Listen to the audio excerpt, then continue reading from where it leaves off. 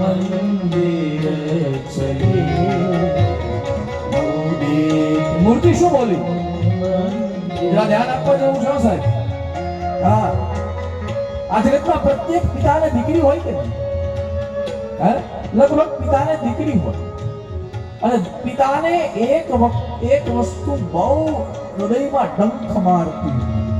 જ્યારથી દીકરી જન્મે ને, દીકરી છે મારા વાલા. હા, દીકરીને ક્યારેય પક્ષપાતથી ન જોઈ શકાય, પણ એક પિતાના હૃદયથી જુઓ ને સાહેબ, તો જ્યારથી દીકરી જન્મે ત્યારથી પિતાના હૃદયમાં એક ચૂહન હોય કે મારી દીકરીને સારો વર મળશે કે નહીં, મળશે કે નહીં, મારી દીકરી રાજી રહેશે કે નહીં. અને જે પિતા આ ચિંતા કરતો હોય ને એને આ ગાવા જેવું છે. એને એક જ છંદ ગાવા જેવું છે સાહેબ. માતાજીની પ્રાર્થના, અને માતાજીએ સીતાજીને જે આશીર્વાદ આપ્યો છે કે સીતાજી તમને કેવો વર મળશે. હા, પ્રત્યેક પિતાએ રોજ સવારે માતાજીની સામે ઊભા રહી અને પોતાની દીકરી માટે ચલો તમે એમ કહેશો કે અમારી દીકરી તો પરણી ગઈ છે, હે, તો તમે તો જે દીકરી હજી લગ્ન નથી થયા એના પિતાને કહી રહ્યા છો તો અમારી તો દીકરી પરણી ગઈ. નહીં, ભલે પરણી ગઈ હોય, એના જીવનમાં દાંપત્યમાં એના ઘરમાં જો આમ તેમ કઈ ચાલતું હોય ને સાહેબ, તોય પરણી ગયેલી દીકરી એનો પિતા હોય તો પણ માતાજીની સામે આટલું ગાય, બસ મનો રાજે સોબર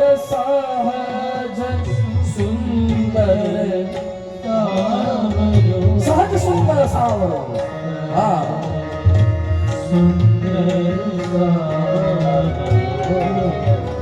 સહજ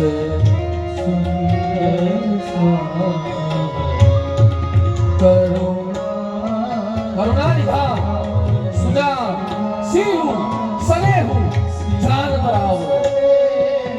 જો તો ખરા આપણા શાસ્ત્રોએ આપણી માટે કેટલું કામ કર્યું છે. આપણા શાસ્ત્રોએ આપણી ચિંતા કેટલી કરી છે.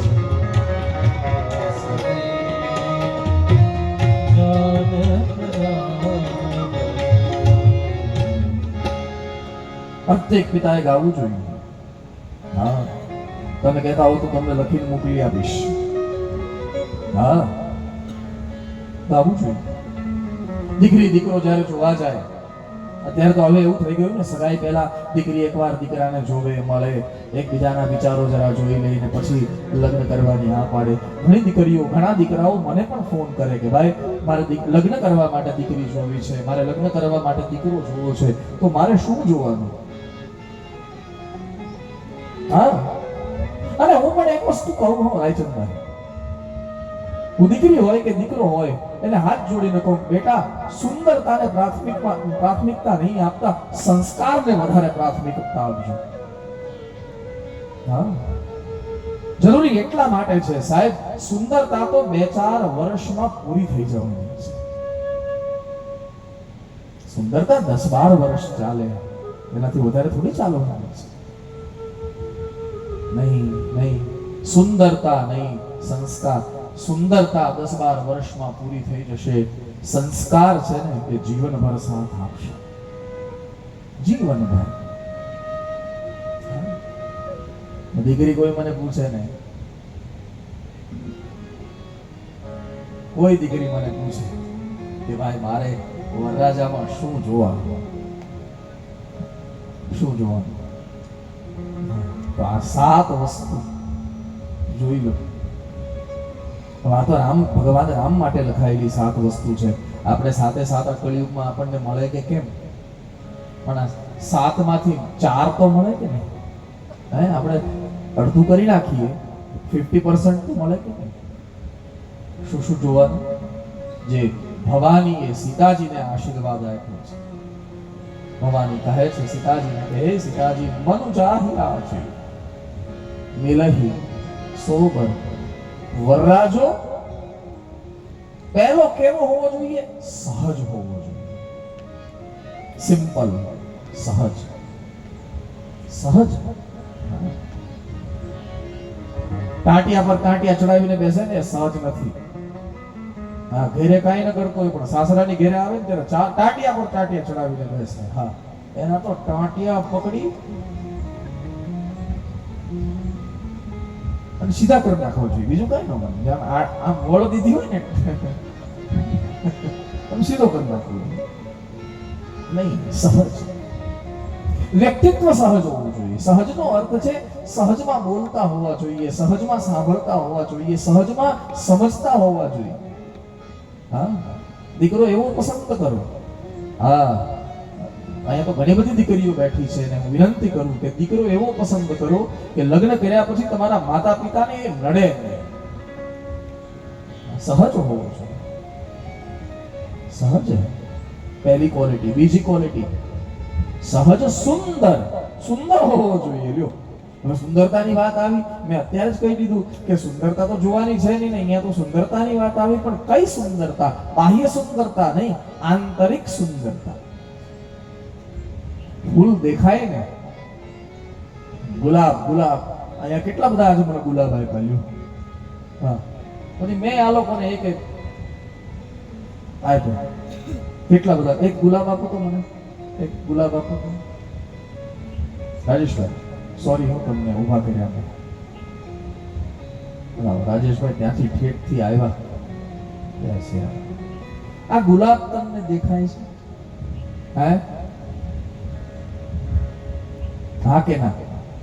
જો પાછું તમે માથું હલાવ્યું. જરા જોરમાં બોલો. ભૂખ લાગી છે તો જમીન આવો. ગુલાબ દેખાય છે? હા, દેખાય છે. કયા કલરનું છે? બોલો બોલો. આ માંદા કાઢ નાખો. કયા કલરનું છે? એ તો કયા કલરનું? હે? લાલ. લાલ કલરનું. આ બાહ્ય સુંદરતા છે જે દેખાય છે, જે એક દિવસ મટી જવાની છે. થોડી વાર એને તડકામાં રાખો એટલે લાલ કાળું થઈ જશે. થઈ જશે, થઈ જશે. એ બાહ્ય સુંદરતા નહીં, એની અંદર જે સુગંધ આવે છે ને, લોકો એને પ્રેમ કરવા જોઈએ, તો એ આંતરિક સુંદરતા થઈ. આપણે અત્યારે શું કરીએ? અહીંયા શબ્દ પણ છે સહજ સુંદર. સુંદર એટલે સુંદરતા એટલે કઈ સુંદરતા? બોલે સુંદરતા એટલે આંતરિક સુંદર. એનો સ્વભાવ કેવો છે? સ્વભાવ કેવો છે? સહજ સુંદર. હા, ત્રીજી ક્વોલિટી. દીકરો જોવા જાઓ ને, દીકરીઓને કહું ત્યારે ત્રીજી ક્વોલિટી જોઈ લેવાની. થોડો કાળો હોવો જોઈએ. હા, રામ કાળા, રામ શ્યામ છે, કૃષ્ણ કાળા છે. સાંભળો, હા, કાળો પુરુષ અને ગોરી સ્ત્રી એ કૃષ્ણ રાધાની જોડ છે. કાળો પુરુષ અને ગોરી સ્ત્રી એ કૃષ્ણ રાધાની જોડ છે. અને ગોરો પુરુષ અને કાળી સ્ત્રી એ રોજની માથાફોડ છે.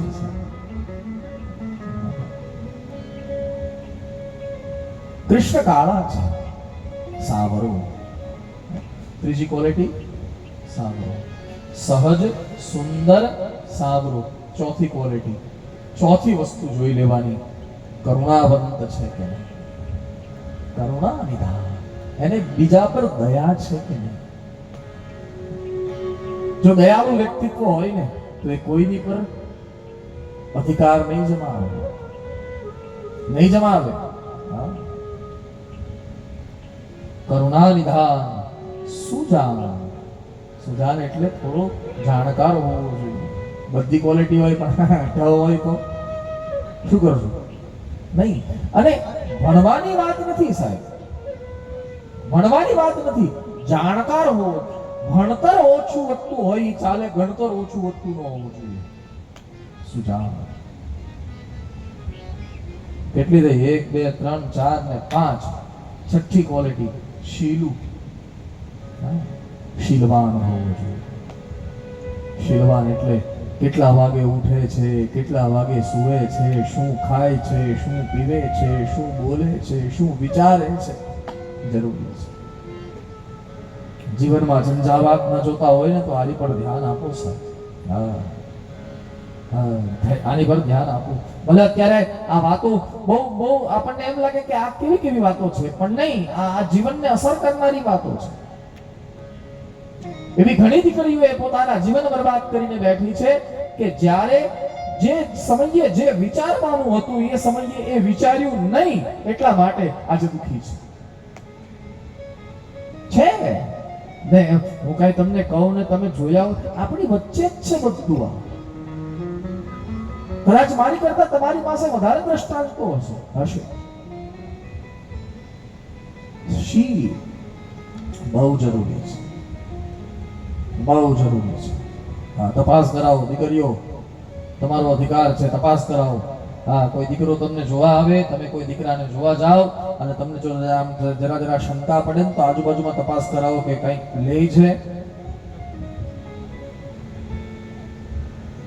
ભલે ગમે એટલા રૂપિયા વાળા હોય તો નહીં. હા, એક ગરીબના ઘરે જઈ અને ગરીબનું આંગણું શોભાવજો, પણ આવા વ્યક્તિઓને પરણી અને પોતાનું જીવન ન બગાડજો.